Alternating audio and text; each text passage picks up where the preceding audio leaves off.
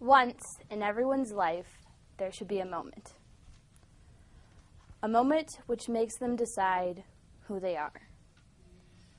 A moment which makes them realize what their core beliefs really are. A moment in which they have to make a choice. Who is the person they're going to be? Mr. Toastmaster, fellow Toastmasters, and honored guest. That moment for Hypatia of Alexandria was in 269 BC. She was teaching a class, sitting there, listening to her students discussing things, when they heard this sound outside. It was a ruckus. It was confusion. It was vulgar. And they didn't understand what this was. This was Alexandria. This was the place where scholars, learned people came to study and learn. This wasn't for people to, yell and scream and, raise havoc. This was sophisticated.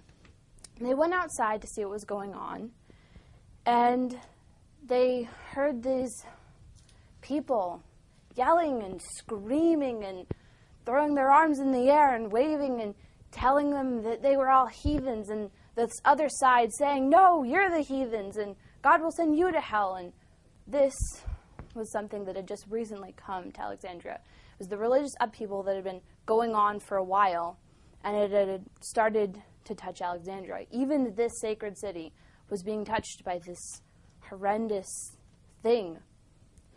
And this was the moment that she decided to stand up for what she believed in.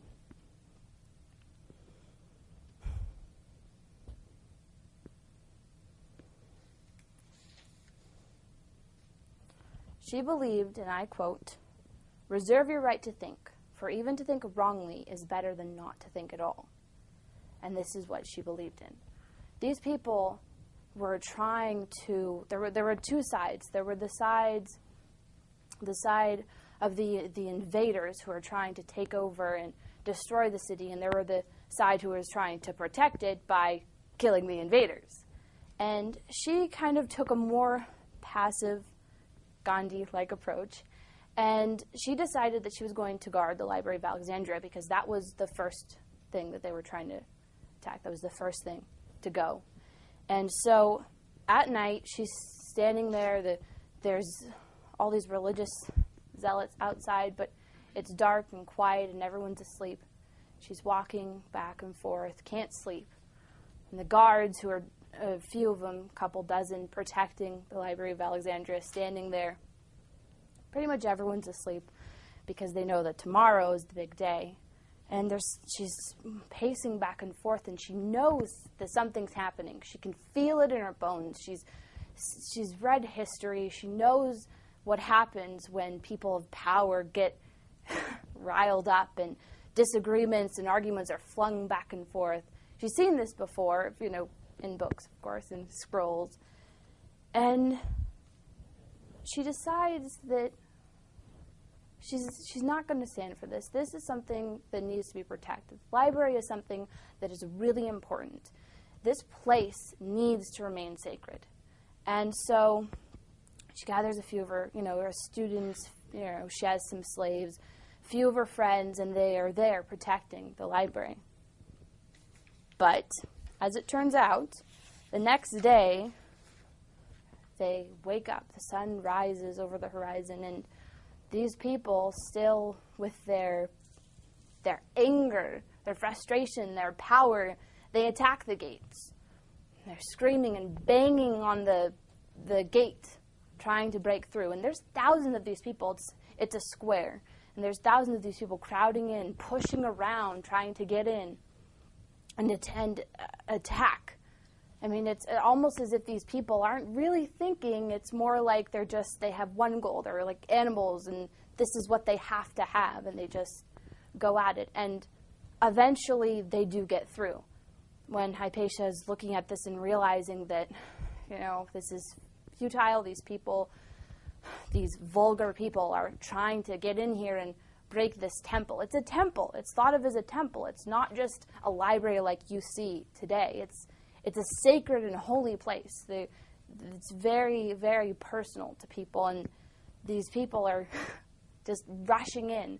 And so as they're leaving, her with a few of her servants, her students, they grab scrolls off the shelf, and she doesn't want to leave because this is her life. This is what she spent her life protecting, promoting, believing in. These scholars, these people have written these works, and she wants to save them all, but she can't. There's 500,000 scrolls. 500,000.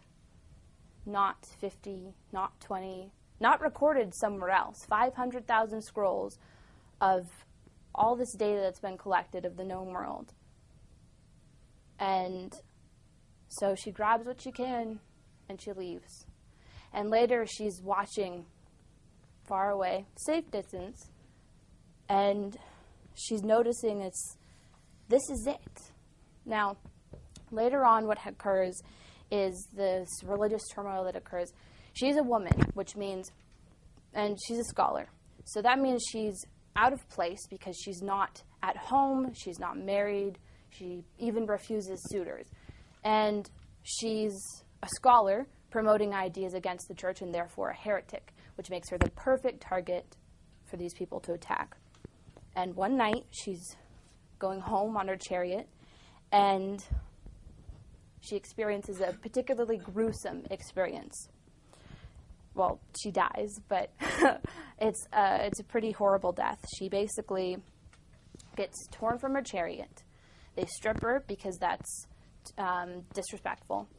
They tie her to the back, drive her through the streets, take her to the church, tie her up, take clamshells and rip the skin off of her, take her limbs, put them out for other messages so that no one will disobey them again, and then they light her body on fire.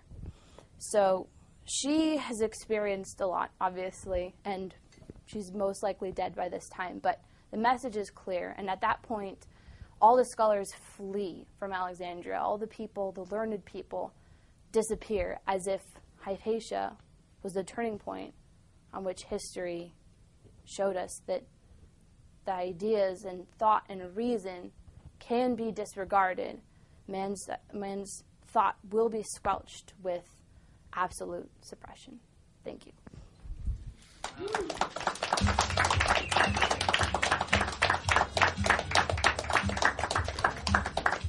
Serena McCullough.